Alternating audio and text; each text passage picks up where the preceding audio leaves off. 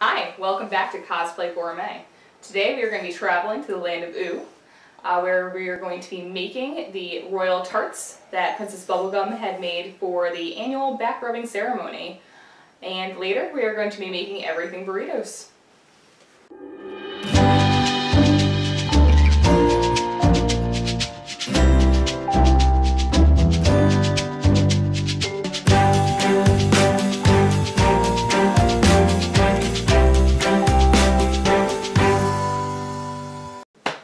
Today we're going to start off by making the pie crust. We're going to preheat the oven to 350 degrees. Then we are going to go over the ingredients. Today we're going to need a 1/3 cup of sugar, 1 stick of chopped butter unsalted, 1 1/4 cup flour, and a quarter teaspoon of salt. I also don't have a tart pan, so I'm just using a general springform pan, which should do the job just fine. And also I have some apricot preserves just to coat the top of the crust once it's cooked to prevent any sogginess from forming. So I'll show you that later. I'm going to be adding all the ingredients to any sort of food processor system, just really dumping them all in there and blending them, everything besides the apricot preserves. So let's get started.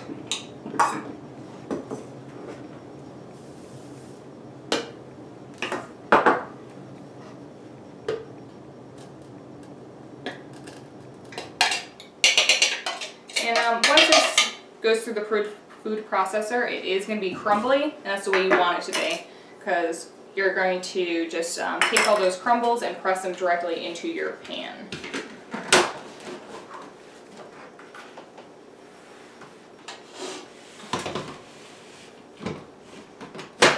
Here we go.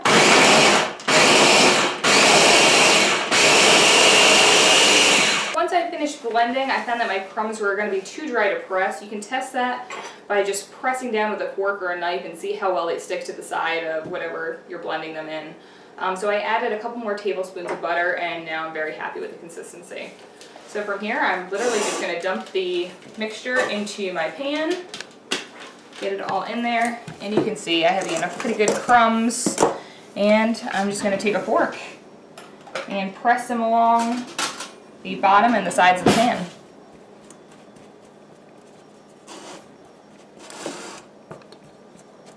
Alright, now that I have everything all mixed in and pressed into my pan, I'm just going to put in some fork marks to prevent the pie crust from lifting in the oven. And then once I have my marks, I'm going to put this in the oven on 350 for about 15 minutes. Another option is, if you're really concerned about this lifting, is you could put dried beans over the top and under parchment paper, but that's your choice.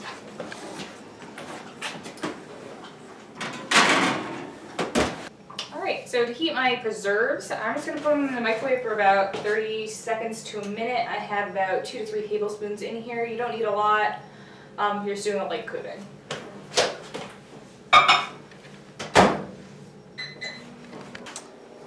Just going to spread a thin layer of the apricot on top of the crust while it's still warm.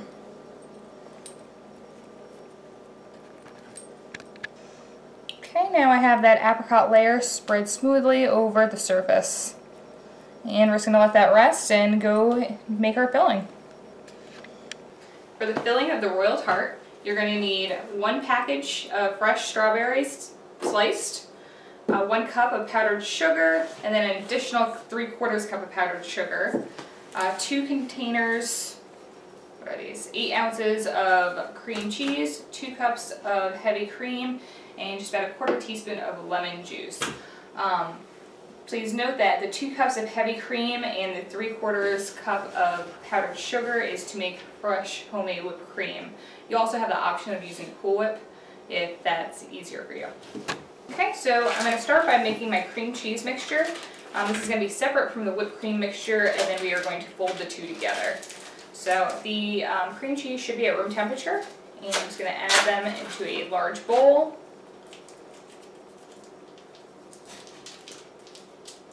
And then I'm going to add the 3/4 cup powdered sugar, and the 1/4 teaspoon of lemon juice.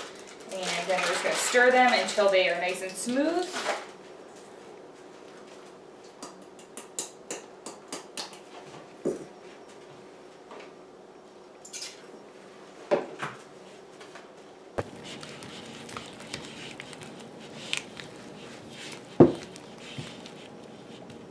Okay, so now this mixture is nice and smooth, and I'm going to move on to making the whipped cream. So now I'm just adding the 2 cups of heavy cream into a chilled bowl and whisk attachment on the mixer, and I'm going to go ahead and move that onto a medium speed. It was plugged in.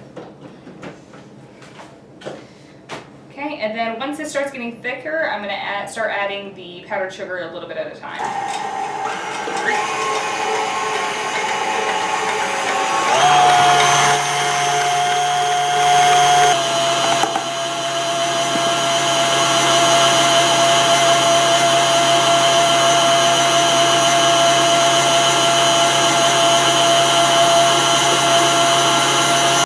I'm now going to add the whipped cream to the cream cheese mixture.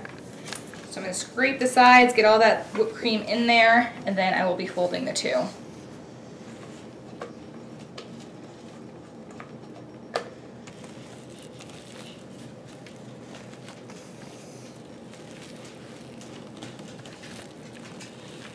While my crust is cooling, I'm going to prepare the glaze. You aren't supposed to put the whipped cream cheese mixture on the crust until it's completely cooled. So for the glaze, I'm just using a jar of strawberry preserves. I'm going to microwave them up a little bit so that they're easier to spread. But there are other ways you could do glaze. There's lots of recipes online with taking pureed strawberries and mixing them with the cornstarch. Or you can actually just buy a strawberry glaze at the supermarket, but this is the method I prefer. Hi! So now you're going to take that whipped cream cheese mixture, about half of it, and spread it on top of your pie crust.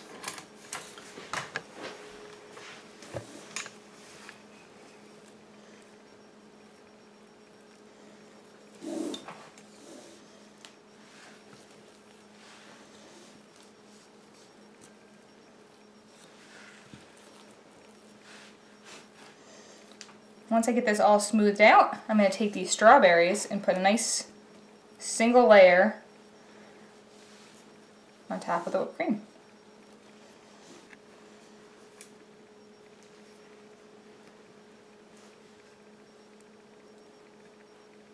So now that that layer of strawberries is down, I'm just going to put a little bit of the glaze on top.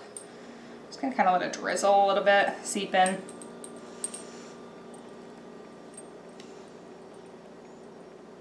So now that my strawberries and my glaze are down, I'm going to put the rest of the whipped cream on top.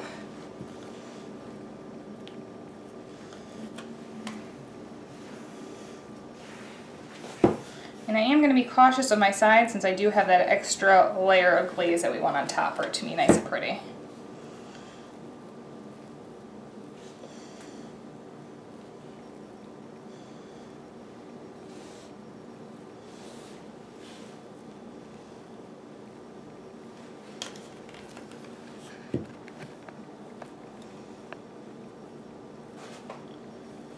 I now have the whipped cream cheese mixture smoothed over the top, and it's actually colder outside than it probably is in my freezer right now. We live in New York. So I'm going to stick this outside covered with tin foil for about 15 to 20 minutes, and then I'll put the final coating of strawberry glaze on. We are now on to the final stages. I have let the whipped cream mixture on top chill, and now it's just the glaze that's going to go over the top. So I'm just going to very gently spread this over the top.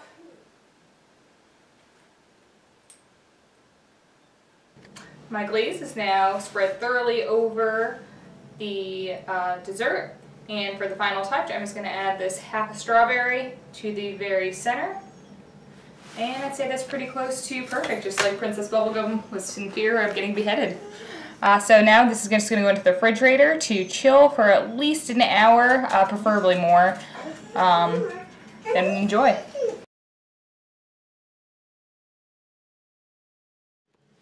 On to part 2 of the episode, now we are going to be building a everything burrito based off Jake's everything burrito. So pretty much we just try to think of everything that could go into a burrito and still taste okay. If you've seen the episode, a lot goes into there that isn't even quite edible. So to start, we have kind of the typical burrito fillings. You know, your lettuce, your carrots, your cheese, some bacon, tomatoes, ham, chicken, olives. And then to get a little bit crazier, we have french fries, full taco, some Rice Krispie cereal. We're going to make a hamburger, actually a cheeseburger, an egg. We're going to fry ramen noodles and some pineapple salsa, because he does put pineapple in there and we didn't want to go too crazy with the fruit with it. I already have my water boiling for the ramen, so I'm just going to dump the noodles in as directed, and it says cook for 3 minutes. So I'll just set the timer on that, and then I'm going to spray my frying pans, a little cooking spray, and this is going to be a preparation for a hamburger and an egg. So it's not quite heated up yet. Now that my pans are heated, I'm just going to go ahead and fry this egg.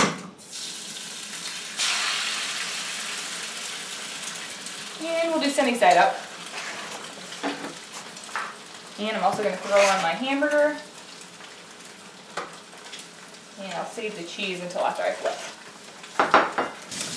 My noodles just got finished, and so I drained them and put them into a bowl to prep for a burrito entry. My cheeseburger is just about done, so I'm going to take that off. And the egg will be soon to follow. And I'm just going to put everything aside for entry into the burrito. I have all my ingredients ready now. The hamburger I did choose to make myself, but if you want to be really simple, you can just go out and buy a cheeseburger from McDonald's when you're picking up fries or whatever else. So this actually can be as easy as you want or as hard as you want. I mean, we could have made our own salsa, made our own french fries, but we did choose a little bit of an easier route, did make our own cheeseburger. But when there's two homies living in a treehouse, you do what you can. Okay, so now we're going to go into putting everything into the burrito wrapper. We just got some 12-inch tortillas, and we're going to go to town here. So I think I'm going to start with the noodles, and you know what? Heck with it, I'm going to use my hands. Put that aside. Okay, be careful, they will be a little bit hot, but ooh. And the fun thing about this is you can really just kind of put in whatever you want and however you want. As long as it's going to taste good to you. Put the carrots and the cheese, some black olives, some chicken, your ham, cherry tomatoes, some lettuce, bacon. Bacon makes everything better. Okay, french fries,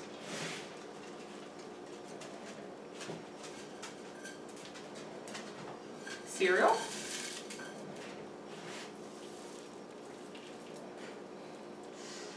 okay, the taco I think I'm going to kind of break. Do you know what? Nope. There we go. Cheeseburger I'm going to cut in half though.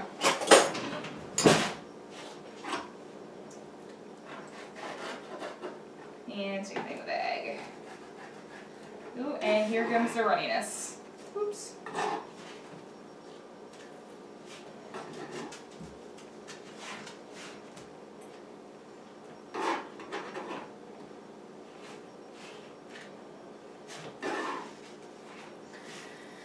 Okay, and we'll put the salsa on the top.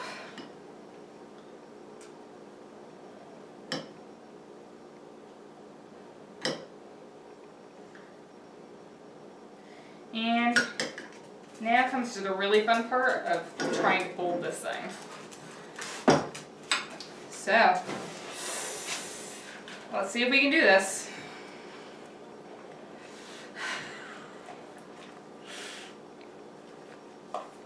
This might be an open-faced taco instead.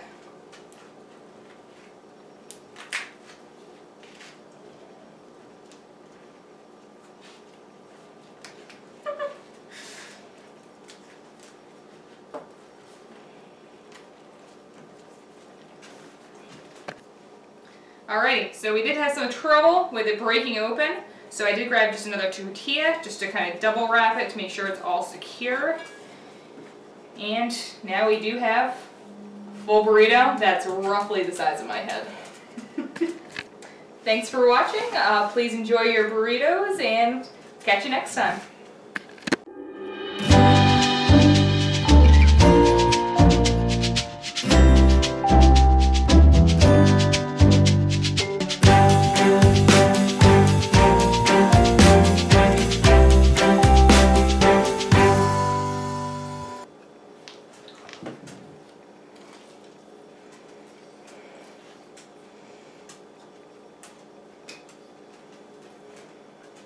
It's actually pretty good.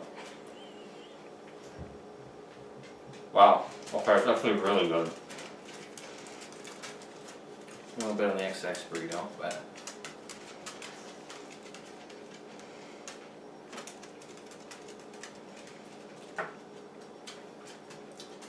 mathematical.